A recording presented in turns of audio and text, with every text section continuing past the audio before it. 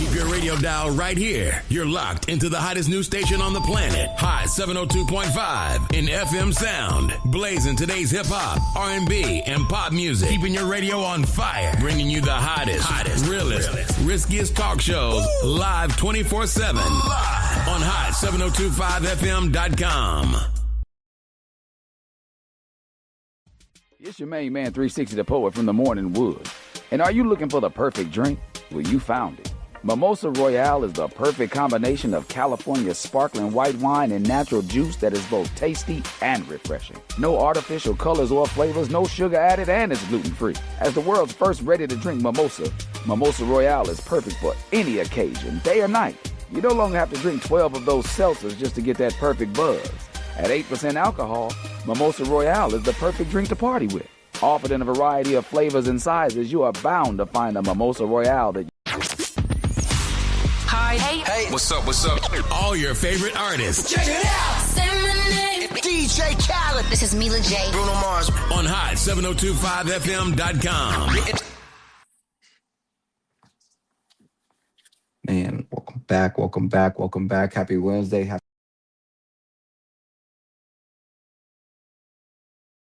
Can you see me? Okay, I'm playing. Happy Wednesday, everybody. Welcome back. Just glad to see y'all again. Happy to be here to talk to y'all again and conversate. You know, it's been a really productive and exciting week this week, so I'm in better spirits in a way to say that.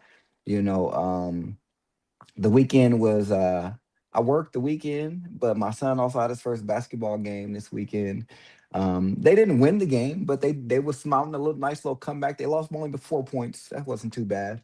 But what really got me about the end of the game was the way my son reacted. So if you don't know, Terrence is really good at when he wins something or he's doing good at it, man, he's good at showboating, I'll say, good or sportsmanship, like talking mess or whatever you want to call it. He's real good at being hype. But normally when he loses something, his spirit just is it seems defeated, like he's a perfectionist. But all week we were practicing, we were talking. I kept reminding him, hey, look, win, lose, or draw, man, we here to celebrate. This is your first sports game on a team ever. We just here to learn and have fun. We not here to take nothing serious. This is just for you to learn and have fun. And even the day of the game, I tell him, win, lose, or draw, we still gonna celebrate tonight. But you just need to go out there and play and have fun. That's what matters. And he went out there, he enjoyed himself, and he did his thing. So it was nice. It was cool. It was great to see that he reacted with a smile still and said, it's okay, we'll do better next time, Great. That's what I want to see, keep that spirit in him good. And y'all know me, man, I go a little above and beyond with stuff like that. So we did let him dress up in a suit to arrive to the game in a suit. Then he went into the locker room to get changed into his gear, his uniform, came back out. But it was just dope to give him that little experience, try to teach him things at a young age so he kind of has those mannerisms as he grows up. So that was pretty cool. It was pretty dope, him having that game. And now practice is all over the place because of Easter weekend this weekend. But, we'll get through it. I want to be there for him, for my son so he can enjoy it. I want him to have fun and enjoy himself. So I hope that's what he gets out of it altogether. I just found out that the school has a cheerleading team. Otherwise, I would have signed Khalil up for that, And then the other two are not even old enough to be in school just yet. So that kind of sucks. But, they'll get there. Another year or two, they'll be there. No worries at all. But other than that, the week it was pretty productive. I got a lot done. I got a lot more loaded into my, what you want to call it. My workload, I guess, in a way, whatever you want to call it. And I am just I'm resting more, but I'm just coffee. Well, it's a chai tea latte. A chai tea. I try to not do straight coffee. But I'm getting more on a consistent basis with everything. I'm finding ways to be more organized when it comes to home and work. I'm finding ways to better manage my time when I do have a little bit of free time or the time I do get when I come home and, it's probably time to shower and shave, get ready for the next day. But all in all, I'm actually doing better with everything. So that's always a good sign, a good thing to see, always a good thing to see. So I don't think there was anything else that stuck out this past week. I'm trying to make sure Oh man, listen, this how you know my kids are. I wish I had it here with me. This how you know my kids are my kids. Y'all know I'm all about dad jokes. So I picked the kids up from school, and Khalila's like, "Oh, hey, dad, you want a brownie?" I'm like, "You know what? Sure, a brownie sounds good." This little motherfucker hands me, sorry, excuse my language. It's my baby. She hands me the letter E, a brown letter E. Mind you, I'm good with that. I love the dad joke. So her doing that only, made me realize that, she's my kid for sure. She's getting it down. She's starting early. She's starting early, so y'all be careful. Yeah, but other than that, it's been great. It's been great. But one of the things I kind of was wanting to talk about, like basically with discipline, but I want to talk about our vices, like what vices really are, what they kind of look like. I kind of want to go into that a bit. Um, personally, I'll say this again at the end too, but I think some vices are not a bad thing, if that makes sense. I'll try to explain it a little later. I'll try to explain a little later what I mean by that. Let me get through it, and I'll try to go back to it. To try to go back to it. But again, no mass, no pretending that we got it all together. No, I'm good when we're really not. We talking about vices, not just drugs, not just alcohol, not just cheating. I'm talking about anything you run to when you don't want to deal with yourself. Okay, anything you run to when you don't want to deal with yourself. So, and if we being real, every man listening right now got something. You got something that you run to when you don't want to deal with yourself. Something you reach for when it gets heavy, something that takes the edge off, something that helps you not feel what you don't want to feel, honestly. And listen, it's not coming at you, I'm not coming at you like I'm above it. I've had my own moments where I chose distraction over discipline. I've had plenty of those moments. I think most of us can agree that we've all had those moments, right? Um, but here's the problem: what starts as relief slowly turns into control. Okay. So before you know it, you're not using it anymore. It's using you. You ever heard people say that? Like it's using you. So today we're gonna break down in a breaking that down in a real way. No judgment, no judgment at all, just accountability. Because we all can use some, we all can thrive at it, we all can do better at it every day. Um, let's clean this up, right? Because a lot of us only call something a vice when it looks extreme. A vice isn't just something bad. A vice is anything you depend on to avoid reality. And that could be drinking every night just to unwind. I used to personally, all right, so y'all know I lost my brother. It'll be 14 years in August. But when I first lost my brother, because I didn't want to deal with that reality, I was turning to alcohol. I would party and drink all the time. When I'm sober, I'm at work. When I sobered up, it was time to go to work anyway, so I didn't have to worry about it. So, and I kid you not, ask the people closest to me or the ones that was close to me at the time. I would drink anybody under the table. I don't care who you sent my way. I don't care who you sent my way, but I would drink them under the table. That's how bad it was. That was my vice at the time because I didn't want to deal with the grief of losing my brother. I'm not ashamed to admit that. Or how about smoking because you don't want to think, you just want to be like, all right, I need to relax. I don't need to, right? Which is why earlier this year, late last year, I started to wean myself off of it so I could do away with it. Because what really does it help with at this point? It's not doing what it's supposed to do, what it used to do. Um, or let's say porn and lust when you feel empty. That's another one. Those what's the word I'm looking for? Chronic masturbators. You know who you are.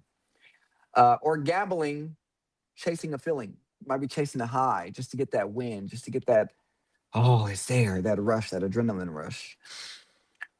Here's one that I still personally kind of struggle with: overworking so you don't have to be present at home. It's a crazy one, but it's a problem. You got to fix that. Got to fix that. Or even being on your phone all day so you don't have to sit with your thoughts. I'm sure some of us have done that more than others. Yeah, I'm sure you have. I know that one hit different, huh? That last one it hit a little different. I know. And it's only because we normalize it, right? We say things like, I earned this, I'm not hurting nobody, or I got it under control. But let me say something that might sting a little or a lot, depending on who you are.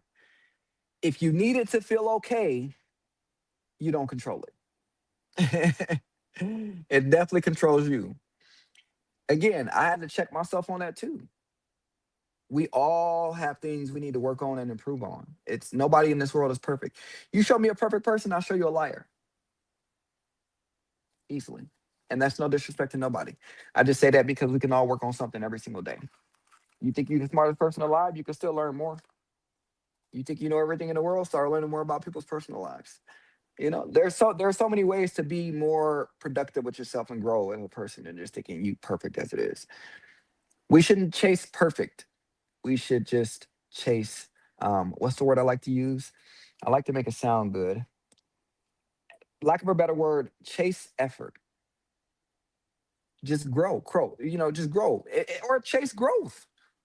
Because if you grow every single day, you become better every single day. But nobody's perfect, okay? Nobody's perfect. But I do want to talk about why some of us men or why men develop vices, right? Let's talk about the root because nothing just shows up out of nowhere. Men, well, most men don't start with a vice. They start with pressure, okay? Pressure to provide, pressure to be strong, pressure to not break. You can bend, but don't fold. And what do? We don't talk about it. We don't process it. We don't release it in a healthy way. We carry it. And eventually, the weight needs somewhere to go. So we find something. And at first, it works like a charm. It calms you down. It gives you a break. It feels like control. Feels like control. But slowly, it becomes the only way you know how to deal with life. And now you're not facing life anymore. You are just escaping it. You know what I mean? You're just escaping life, not dealing with it, not facing it head on. You're like, forget it. I don't need to worry about all of that. I don't need to deal with all of that. But that's not the case. You kind of do. You kind of do. Um, some people will tell you that, oh, that person is manipulating the situation, lying to you about it. But that's neither here nor there. Let's talk about facts over feelings for a second. Let me give you some real situations because somebody listening is living this right now. I'm pretty sure of it. So, story one, the I deserve it, man. Okay. I know a man, good dude, worked hard, took care of his family. But every night he needed that drink. He didn't want it, he needed it. Okay. He say, man, I earned this. One drink turned into two, then three. Then it turned into him not really being present. His kids noticed it before he did. His wife stopped talking as much. And the crazy part, in his mind, he was still a good man. But he didn't realize his vice was slowly replacing his presence. And what I mean by that is the drinking was becoming more normal and comfortable to him than being around or dealing with his own family. Okay. The constant feeling of saying, I earned this is like saying, I don't care if it's bad for me. I worked hard for it. I know that mushroom gonna kill me, but I work hard to look for it, so I'm gonna eat it now. It just doesn't make sense. So naturally, as men, in his mind, he's feeling like I am a good man still. And this is my reward to myself for being a good man. But what he doesn't see is the reward you're giving yourself for being a good man is damaging the family that you are in. So, in order to protect your family, you have to make that sacrifice of giving up that bottle, that drinking, because you think you earned it. Would you rather earn a drink or the respect of your family? You tell me. You tell me. Is he wrong for feeling that way? I'm not saying he's wrong for feeling that way. I just feel like he needs to probably be more attentive to the issues and situations around him. When you talk to men and let them know what it looks like on the outside looking in and why the family could be thinking like that, that's when he can be like, "Oh, I kind of understand where you're coming from." But I don't know if that conversation is being had at home on the drinking habits or not. That's between him and his family. That's between him and his family. If it is, or if it is not, that's why it's continuing. If it is and he's ignoring it, he just don't care in a way, I would assume, because as a man, if I needed to fix my family, I do what I need to do to fix it. Or another situation, that silent validation kind of thing. Um, a man felt unappreciated at home. He didn't feel seen. He didn't feel respected. But instead of having that hard conversation, he went where it was easy. Attention from other women, likes, messages, energy. And he told himself, I ain't cheat. But it fed something in him that he didn't realize, right? And over time, it created distance in his real relationship.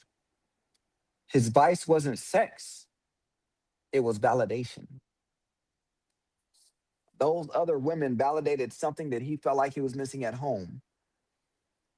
You get no credit for that because you need to sit down and open up the floodgates, if you want to call it that, and have that conversation with your partner, your wife, girlfriend, whatever, and let it be known what you are not receiving from home. I don't think anybody will even want to hear you out if you say you never had that conversation. I mean, I'm not saying that there's anything that can justify it because, yeah, even if you do open up and it's not getting done, then maybe you should walk away. Every situation is different. It's a case by case scenario. I don't know how it goes. I'm not them. They not me. We're in different situations.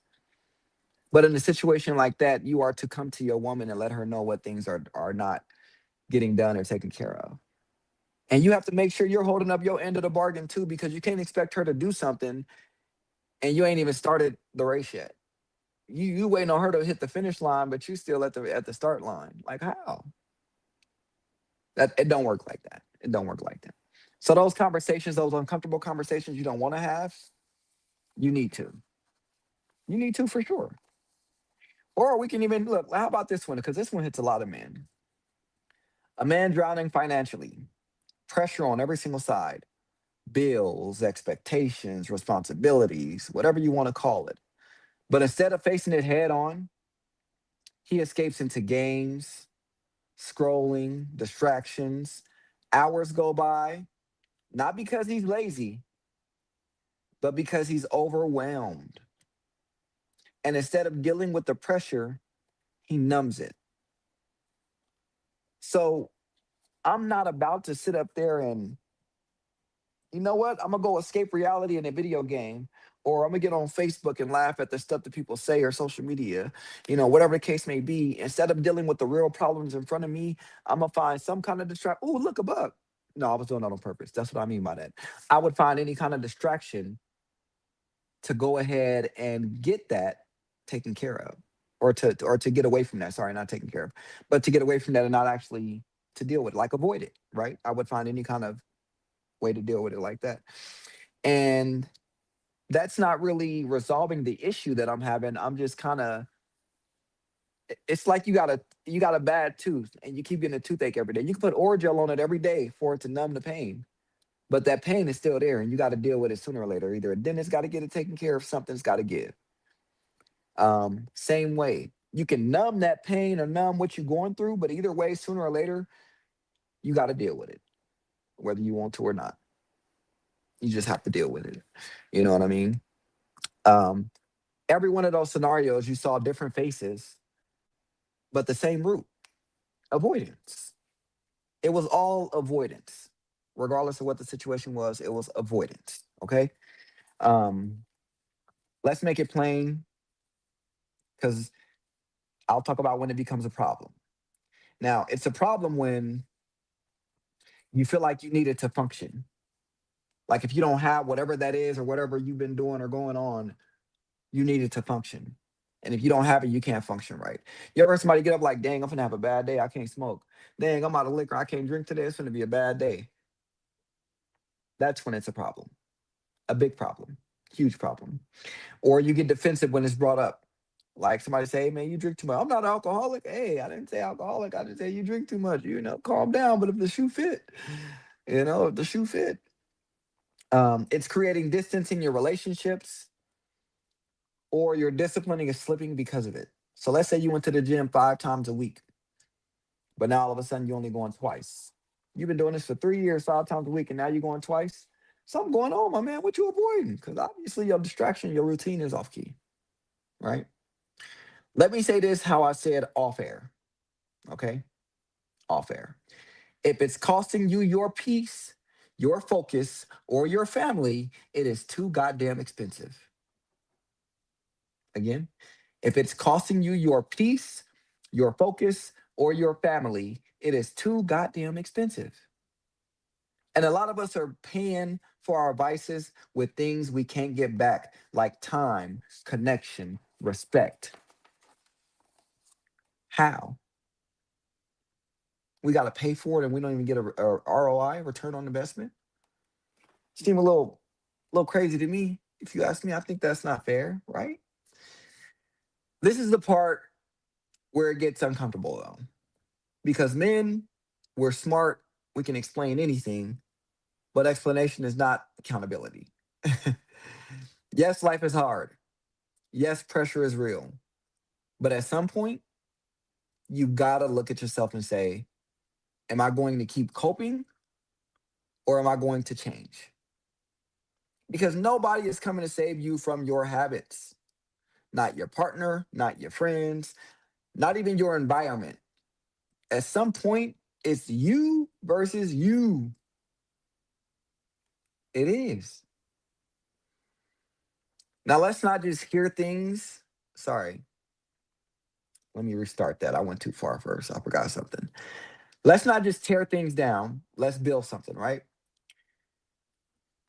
Because you can't just remove a vice and leave a void. You've got to replace it with something.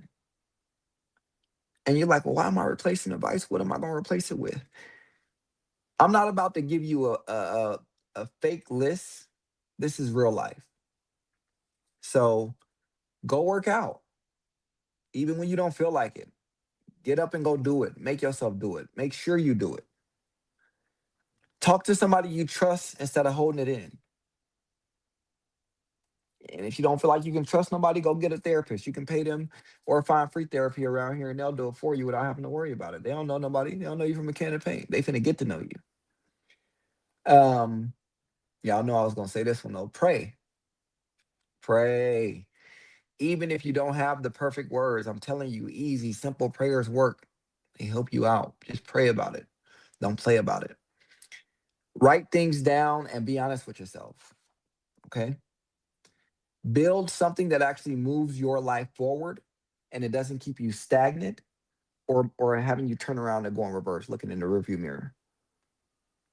You still need an outlet, but it shouldn't destroy you in the process. If anybody tells you that their outlet is destroying them, they need a new one. Pronto, because obviously they ain't too good with it at all. They ain't too good at it at all. Okay. Now I do want to kind of ground it for a second. I don't want to make it seem like I'm just continue pointing the finger at all of us on what we do and don't do. Because this isn't just physical, this is spiritual too. And I'm sure you all know that. In Corinthians 10, verse 13, no temptation has overtaken you except what is common to mankind, and God is faithful. That means what you're dealing with, you're not alone. And more importantly, you're not stuck. You got a way out. You just got to follow the right path. Easy.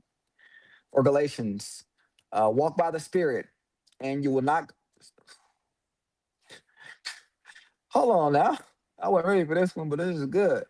Walk by the Spirit, and you will not gratify the desires of the flesh.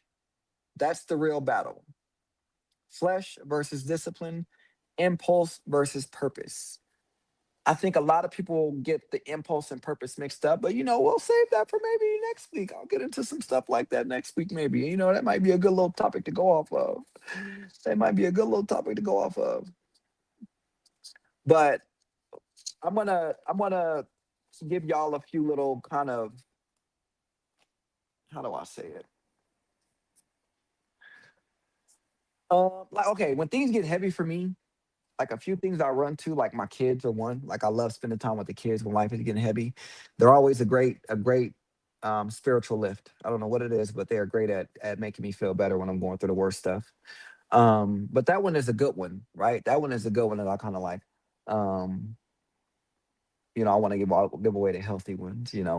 Prayer. I do pray when things are getting a little too heavy and too tough for me, because for some reason I feel like every time I pray about it, my shoulders just get a little lighter. Um, Man, what else do I do when things get heavy? Music. Music for sure. You would catch me with my AirPods in or with the speaker on or sitting in my car listening to music. That'll get it too. When things are getting a little too heavy, I kind of go and utilize some of those things. Now, some bad things that I kind of do when things get too heavy is I isolate myself. You know what I mean? I shouldn't really isolate myself like that. It's not good for me to do that. I get a little, quieter. I kind of just, don't like dealing with the world. I'll still go out with a smile every single day and fight the world like I was supposed to, and take care of bills and responsibilities like a man should. But boy, when things get heavy sometimes, whew. Previously, weed was one of them. That was something I would have ran to when things would have gotten heavy, an addiction. Or no, I don't want to call it an addiction because we was never hard to just stop. For some reason, I've always kept that discipline in myself, even if I had to stop for a few months to prove it to myself. Yeah, it was easy to cut off. Um, but like, to be honest, like I still have things that I do avoid, right? Like if certain things are happening and issues are not being resolved, I avoid the conversations at this point because I feel like I'm tired of having them. And sometimes people just need grace and they just need more time to kind of understand what you're trying to explain or say to them. But I just get to a point where I avoid it because I struggle with accepting that. I have to do better with accepting that some people need more time to understand and get things and grasp certain situations. Um, but I think that when I said earlier that I don't think all vices are are bad when you said like that, it's because I do have music, okay? And I use that as my biggest vice probably, right? For everything I'll go to music for it. And I just think music helps me get through anything. Um, but it could be good or bad because sometimes the music could be saying some things that I probably shouldn't be taken too serious. But sometimes the music speaks straight to my soul. You know, it's like every song that plays is playing because it's what I'm going through or dealing with, and it's trying to help me get through it. So my vice is helping me in a way. It helps me get through it. But I feel like if I went to music straight right away, only every time I got angry, then it would be bad for me and I would have to work on that and fix it. I would need to find out why I'm doing that. Right. But I do it with every single thing. Doesn't matter whether I'm angry, sad, happy, whatever. Music is what I'll go to kind of get me through whatever mood I'm in. So, but that's just me personally. That's just me personally. There was a time where the alcohol and stuff would be my vice, and it was not helping me at all. It was really just kind of destroying me because instead of me dealing with reality, I wanted to be in a fantasy world 24/7 to get away from it. But that did not help me grow as a man as it should have. I learned a lot from that. I learned from my mistakes. I learned from those lessons, you know, to do better and be better. So, but at the time, they were not helping me at all. Now they just help me because I know what not to do. I'm not a dumbass anymore. You know what I mean? Forgive me, my younger self. I know you were a pretty intelligent young man, but some things that you were doing, you could have had better. Um, what do you want to call it? Better consistency with, or I should say, I don't really know how to say that, but you could have done better. You could have chosen better, walked different paths, better paths. Um, but Other than that, like again, my vices were not healthy enough for me to really worry about. My vices were pretty bad at the time. Now they're better, and again, some are good, some are bad, but I think there's a balance with everything we do, everything we have. If you ask me, if you ask me. Now, if you take anything from today, if you take anything from today, take this with you. Your vice is not who you are, but if you ignore it, it can become what you're known for. It can become what you're known for easily. You don't have to be perfect, but you do have to be honest. Start there in the simplest place. One decision at a time, one habit at a time. Because at the end of the day, the goal isn't to look strong, it's to actually be strong. If all you want to do is look strong, keep doing what you're doing. But I highly advise to not do that. You know what I mean? I highly advise not to do that. Um, Again, personally, we all have our vices. We all have things we need to work on that can possibly be damaging us growing as men. And if you don't know by now, you know, I love y'all, man. I'm going to always speak up and let it be known when I see things need to be changed. I come out and talk because I'm growing as a man every day still. And I know how hard it is and how tough it is to do it. But I also know that there are people out there that need to see that. They need the encouragement. They need the words of advice. They need somebody to talk to. They need to know what it looks like as a man to express and explain the feelings that you have and how to hold yourself to a better standard. Because the only thing that has gotten me here, look, all my life I had anger issues and I didn't know how to express myself when I was younger. And when I turned 18, 19, I enrolled myself into an anger management class, which I thought was pretty dope for me at a young age. But, you know, I was more so worried about going to jail than worried about bettering myself. So I'm going to give me an up and a down to that, right? But either way, it helped me. I went to a group class and I saw all of these men expressing themselves. And I'm like, oh, that's how it looked like? That's what it looked like? Oh, you do it like this. Oh, okay, okay. Take a little bit of aggression out of it. Maybe be a little more calm when you're doing this. It helped me better understand as a man what I needed to do to express and tell myself. Because again, I didn't have a father growing up or anybody to show me what that looked like. And as men, we get taught to chin up, chest out. You got it. And I'm cool with that. Chin up, chest out is a good thing. As long as you've expressed what's bothering you, you can keep your chin up and chest out. But if you got an issue, speak up. Chin up and your mouth closed. Speak up. Something bothering you, speak up. You think got something to work on? Speak up. And I mean that metaphorically and literally. But I appreciate y'all for coming out here listening to me today. I'm sorry I had to make it a short show today. I got to get with my son and his little basketball thing. You feel me? We got practice and stuff to get to and deal with. I'm already running a little late, but I will do that for y'all with no problem. You know, I love y'all. I appreciate y'all. Please don't remember to catch me again on the hottest radio station, Hot 702.5 FM. Catch y'all again next week. Peace. Oh, I said that wrong again. Peace, love, and hair grease. I'll catch y'all next week.